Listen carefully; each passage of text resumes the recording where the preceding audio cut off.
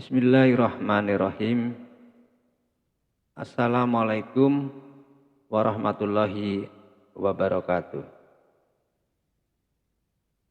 Kali ini kita mengkisahkan tentang 3 orang yang bertawasul kepada Allah Subhanahu wa taala untuk bisa keluar dari dalam gua atau disebut dengan asbabul ghor. Seseorang bisa mendapatkan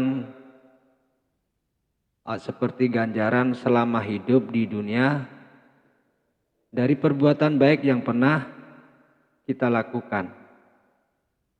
Hal itu juga terjadi pada 3 orang yang terkurung di dalam gua, dan kisah tentang mereka disampaikan dalam hadis Rasulullah Shallallahu Alaihi Wasallam sebagaimana diriwayatkan oleh Imam Bukhari dan Imam Muslim. Ada 3 orang yang sedang bepergian atau safar. Mereka lantas kehujanan sehingga berteduh di dalam gua yang terdapat pada sebuah gunung. Namun tiba-tiba sebuah batu besar meluncur dari atas dan jatuh tepat di mulut gua tersebut. Dan mereka pun terkurung di dalamnya. Salah seorang dari mereka kemudian menyampaikan pendapatnya kepada yang lain. Ketahuilah amal-amal baik yang pernah kalian perbuat untuk Allah.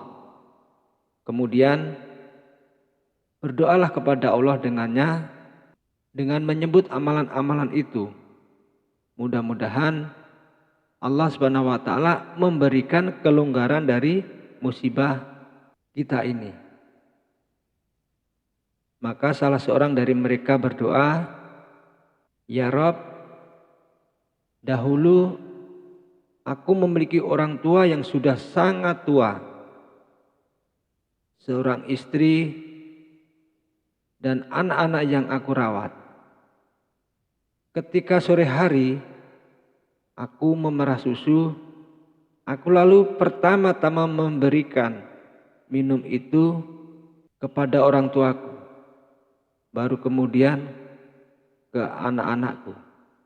Suatu ketika aku bepergian jauh untuk mencari makan bagi hewan ternak peliharaan. Aku baru pulang pada petang hari, aku dapati 2 orang tuaku sudah tidur. Aku lantas memerah susu seperti biasa, kemudian kubawa susu tersebut. Aku berdiri di dekat mereka karena tidak ingin mengejutkan mereka, sehingga mereka terbangun. Aku juga tidak ingin memberikan susu itu kepada anak-anakku sebelum mereka menikmatinya. Sementara itu anak-anakku merengek di kedua kakiku. Demikianlah aku dan anak-anakku tetap dalam keadaan seperti itu hingga waktu subuh tiba. Jika engkau mengetahui aku telah melakukan amalan tersebut hanya demi menemukan wajahmu, maka bukalah mulut gua itu agar kami dapat keluar dan melihat langit bebas. Kemudian Allah pun membukakan batu penghalang mulut gua itu sedikit, sehingga dapat melihat dari celah langit-langit itu. Lantas orang yang kedua, dia pun juga berdoa, "Ya Rob, dahulu ada putri pamanku yang aku sangat menyukainya. Aku pun sangat menginginkannya, namun ia menolak cintaku. Hingga berlalu beberapa tahun, ia pun mendatangiku karena sedang butuh uang. Aku pun memberinya 120 dinar.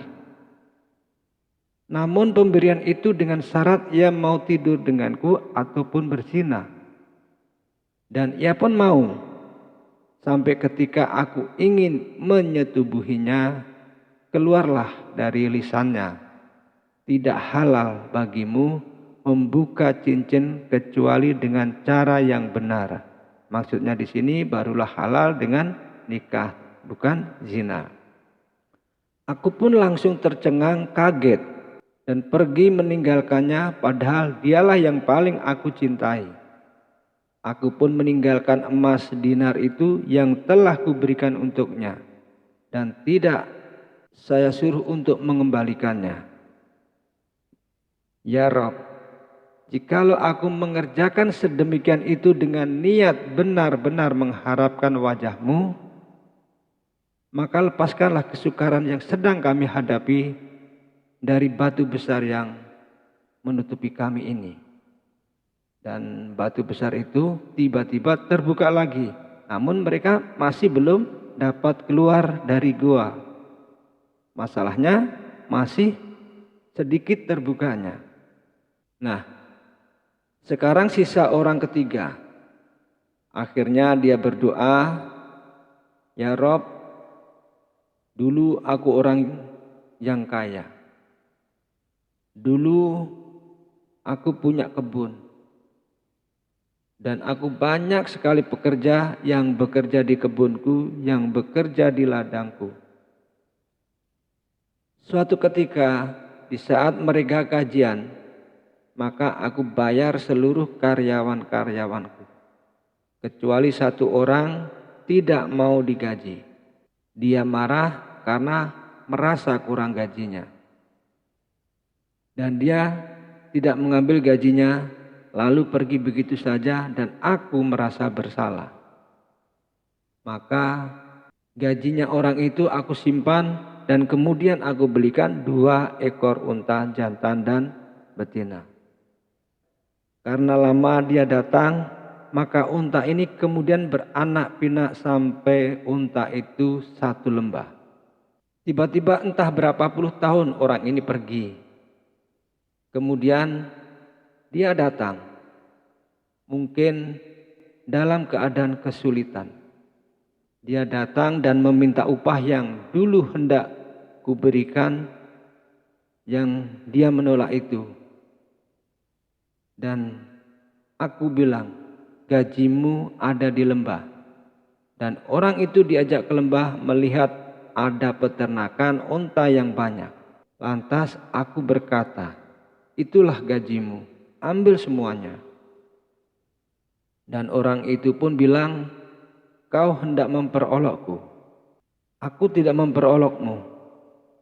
Kemudian aku bercerita, saat kau pergi, gajimu ku belikan 2 ekor unta jantan dan betina.